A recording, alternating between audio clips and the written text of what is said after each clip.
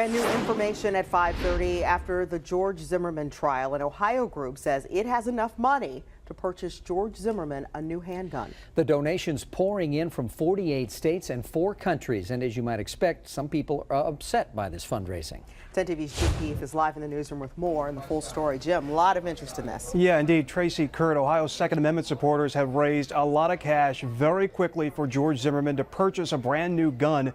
But critics say the effort is very insensitive to African Americans, and Zimmerman's own spokesman tells me tonight that no new gun is necessary.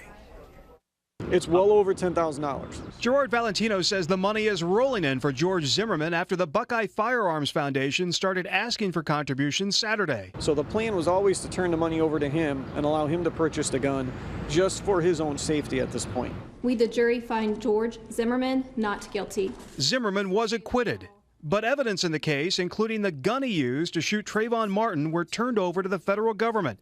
They're now investigating whether Zimmerman violated Martin's civil rights when he shot the African-American teenager. They're bigoted, and they see situational times that they can express their bigotry. Sam Gresham spent 20 years leading the Columbus Urban League. He says for African-Americans, the Zimmerman contributions send a harmful message. Our existence is still being resisted as full human beings.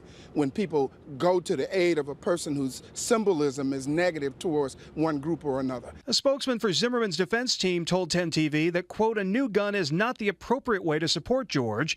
The appropriate way is to donate to the Legal Defense Fund to help with his living expenses.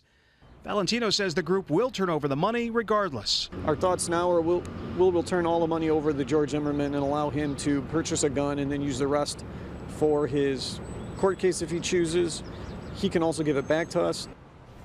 Well, they're not going to give it back. The Buckeye Firearms Foundation actually sent me a copy of this check just a few moments ago, made out to George Zimmerman in the amount of $12,150.